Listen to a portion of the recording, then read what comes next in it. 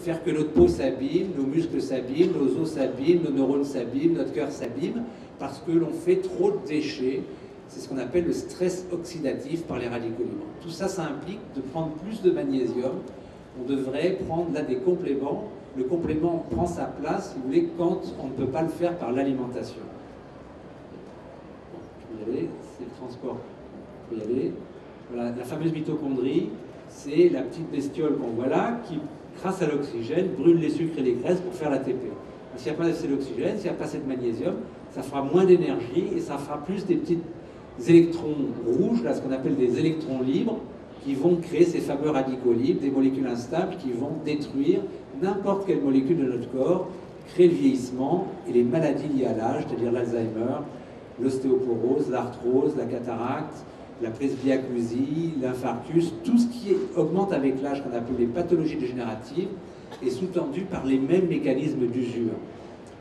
Donc comment font les Okinawaïens, à part de manger plus de végétaux? Dans les végétaux, ce sont aussi les plus grands mangeurs de soja du monde. Ils mangent 2 fois plus de soja que les Japonais, qui sont déjà les plus gros consommateurs au monde. Donc, qu'est-ce qu'il y a dans le soja? Il y a des bonnes graisses qu'on appelle les lécithines, il y a du magnésium, on en a parlé tout à l'heure, il y a des oméga 3, des graisses qu'on brûle facilement, qui augmentent, si vous voulez, la communication entre toutes les cellules. Et les phytoestrogènes réduisent l'impact négatif sur le cancer du sein, par exemple, des œstrogènes de la femme. Encore faut-il les prendre avant la ménopause. Chez nous, on prend des phytoestrogènes à la ménopause, c'est beaucoup trop tard. Et puis, par ailleurs, on a découvert qu'ils protègent les gènes, l'informatique des cellules, qui sont évidemment les molécules les plus importantes dans le vieillissement. Ils consomment énormément de thé vert. Alors, le thé vert, il y a beaucoup de publications là-dessus, contient des polyphénols, des antioxydants très puissants qui sont anti-fer. Or, le fer est un facteur de vieillissement. M. Robin a dû vous le montrer bien sûr dans ses courbes, c'est que les femmes vivent pratiquement 7 ans de plus dans tous les pays. Une des raisons majeures, c'est qu'elles ont des règles de la puberté à la ménopause. Et donc, elles perdent du fer avec le sang. Donc, c'est quelque chose qui retarde le fait de rouiller et de rancir sur pied, en quelque sorte. C'est pour ça que nos molécules s'altèrent. Et donc, l'homme, malheureusement, accumule du fer plus tôt que la femme, parce qu'il n'a pas de règles. L'homme qui donne régulièrement son sang au centre de transfusion a pratiquement la même protection que la femme, mais à la ménopause, quand il n'y a plus de règles, la femme rattrape progressivement la vitesse de vieillissement de l'homme. Alors c'est bien sûr réductionniste, on ne peut pas expliquer un phénomène aussi complexe que le vieillissement que par un facteur. Il y a énormément de choses, il y a d'autres facteurs de stress oxydatif, l'inflammation, il y a la pollution qui nous attaque, il y a la glycation, le sucre rapide qui bloque nos molécules, il y a les gènes qui interviennent quand même, mais pour une part moins importante que ce que estimaient les experts jusqu'à présent. Et à la fois les données démographiques qu'a récolté M. Robin, les données expérimentales, l'étude des mécanismes qui prédominent à Okinawa, ou chez nous, parce que pourquoi est-ce que l'on vit 30 ans de plus qu'il y a 100 ans, même plus, puisque je crois qu'en 1990, si je ne me trompe pas, la femme vivait 49 ans à peu près et l'homme 46 ans. Donc aujourd'hui, 77 ans pour l'homme et 84 ans pour la femme, c'est monstrueux. C'est un bond dans la longévité inégalé dans l'histoire. Qu'est-ce qui explique ça? On a eu tendance à dire c'est la vaccination, c'est les antibiotiques, on ne meurt plus. Et si vous voulez, ça réduit les morts précoces. On a fait des progrès technologiques, médicaux considérables qui ont écrasé la mortalité infantile ou les morts précoces par infection. Mais prendre des vaccins, des antibiotiques, n'allonge pas la durée de vie des gens qui passaient à travers ces morts précoces. Aujourd'hui, c'est ça qu'on constate, c'est que les gens qui vivent plus vieux vivent beaucoup plus vieux qu'avant. Et moi, je suggère, si vous voulez, qu'il y a dans ce phénomène une part très importante de la réduction des calories, que nous avons déjà fait cette expérience, puisque nous travaillons beaucoup moins qu'avant, que tout est assisté sur le plan technologique, l'eau au robinet, l'électricité, le gaz, le chauffage central, les ascenseurs, les escalators, les excavateurs, que ce soit professionnellement, dans les transports ou chez soi, on n'a plus beaucoup besoin de contraction musculaire. Donc progressivement, on a mangé de moins en moins, on a pratiquement réduit presque de moitié notre apport calorique. Peut-être que M. Robin un jour nous donnera des études plus précises sur cette relation entre les modifications des apports caloriques et la longévité, et nous pourrons peut-être encore objectiver de manière plus scientifique cette constatation, mais donc le fait de manger moins, de faire moins de déchets, d'éviter les polluants et le tabac, bien sûr, qui est un oxydant majeur, de se protéger par des polyphénols et des antioxydants qui sont riches dans les fruits et légumes, dans le thé vert, dans le curcuma, une épice qui est très très très populaire à Okinawa, qui a fait sa fortune sur le commerce des épices importées des Indes et redistribuées. À Okinawa, on met du curcuma partout, y compris dans le thé vert. C'est aussi anti-inflammatoire, une autre source, si vous voulez, de stress oxydatif par les globules blancs. Le thé vert, comme tous ces polyphénols, s'oppose à tous les stades de la carcinogénèse, c'est-à-dire ce qui mène au cancer.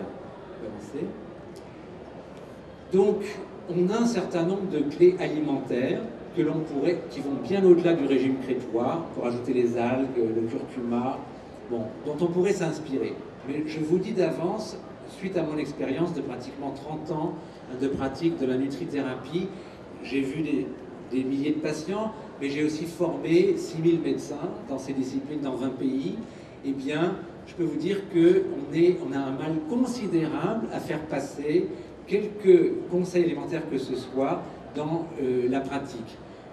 Des fruits et légumes, on a un plan français, le PNNS, qui rame, malgré des investissements absolument considérables, la consommation des fruits et légumes baisse. Donc il y a quelque chose qui se passe, c'est une interférence entre l'information qui est bien là, tout le monde est au courant qu'il faut manger plus de fruits et légumes, et le comportement. Alors on avance le coût des fruits et légumes, c'est faux. Hein, on sait qu'il y a des fruits et légumes très peu chers, les carottes, etc. Bon. Donc c'est pas du tout la question, c'est beaucoup plus lié. Excuse-moi, je suis obligé de t'interrompre parce qu'on me fait signe qu'il ne reste plus que 2 minutes pour une petite minute pour conclure, et puis après je vais faire un petit remerciement général. D'accord. Donc il faut comprendre qu'il y a des interférences très importantes, en particulier le stress. Or, on a vu qu'à Okinawa, il y a des façons de gérer le stress autres que se remplir l'estomac. Chez nous, la première façon de se détendre le soir, c'est de faire un gros dîner, de se remplir. On ne fait pas ça à Okinawa, c'est une règle. 1, on ne s'assoit pas table stressée. 2, on ne se lève pas alourdi, pesant, ralenti de table. Ça paraît stupide. Et donc, on va plutôt bavarder avec le voisin. On va plutôt sortir, respirer, chanter, jouer de sa guitare, mais ne pas s'asseoir à table stressée, sinon il y a une interférence considérable avec... bon. On fait des choses mieux que les Okinawaïens. Un jour, Jean-Christophe va importer le vin rouge, l'huile d'olive, peut-être le chocolat noir aussi à Okinawa. Bon. Donc on peut optimiser les choix alimentaires et utiliser des aliments plus, comme le thé vert matcha qui est en poudre, qui est 137 fois plus antioxydant que l'infusion simple, ou l'élixir de grenade, qui est un fruit extrêmement antioxydant fermenté, l'huile oméga force 3 qui est plus riche en oméga 3.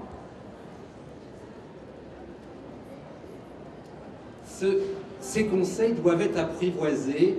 J'ai écrit un livre, donc, si ça vous intéresse, qui est maintenant dans le livre de poche, qui s'appelle donc Okinawa, un programme global pour mieux vivre. C'est un programme donc progressif, touche par touche, mais on s'est aperçu donc que c'est très inefficace, un livre, c'est très insuffisant. Et donc on a fait un accompagnement avec des professionnels de la communication. Pour ceux qui ont Internet, vous pouvez aller voir. Tous les jours, une petite chose à introduire pendant 9 mois. Il y a 180 modules pour respirer mieux, pour mieux acheter, pour mieux préparer, comment cuire correctement, comment éviter d'être stressé face à l'assiette, comment mieux goûter, comment mieux gérer son stress. C'est global. Comment injecter du mouvement même quand on est assis devant la télévision. Quelqu'un qui ne bouge plus, vous êtes sûr que c'est le déclin assuré, accéléré du muscle, de l'os et des fonctions cognitives. Il faut toujours continuer à bouger. Cette mobilisation s'injecte de manière progressive au quotidien. Faire une séance de gym par semaine, c'est pas suffisant, c'est à l'heure, toutes les heures. Donc il y a un trimestre pour apprivoiser tout ça, ensuite ritualiser, et vous pouvez donc accéder aux 10 premières journées pour voir comment ça fonctionne à partir de ce site internet, le site lanutrithérapie.com. Vous rajoutez une barre oblique nutrition, et avec cet identifiant Okinawa et le mot de passe démo, on va rester sur cette diapo, eh bien vous pouvez voir comment ça fonctionne et voir si vous voulez rentrer dans cette aventure de 9 mois complémentaires. Je suis désolé, on ne peut pas tout vous dire, c'est assez restreint, mais peut-être c'est plus intéressant maintenant d'écouter vos questions que vous pouvez avoir pour M. Robin, M. Suzuki pour moi. S'il y a quelques questions. Malheureusement, on a fini le temps qui nous était imparti, donc on va être obligé de clore et de conclure. Alors, vous pouvez néanmoins, si vous avez des questions, on peut peut-être se retrouver sur le stand K9 du salon. Voilà, on peut faire ça. On va passer un petit peu de temps sur le stand K9.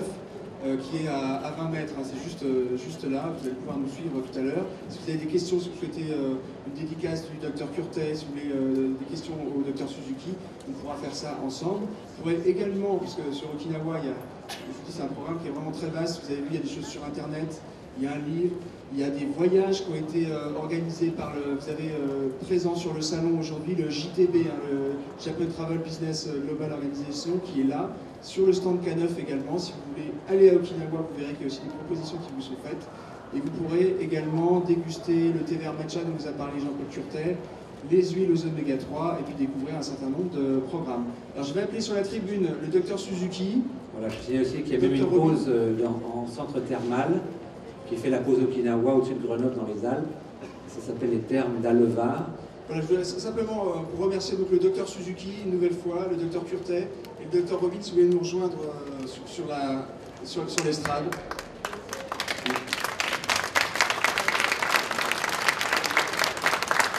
Merci à vous, merci beaucoup.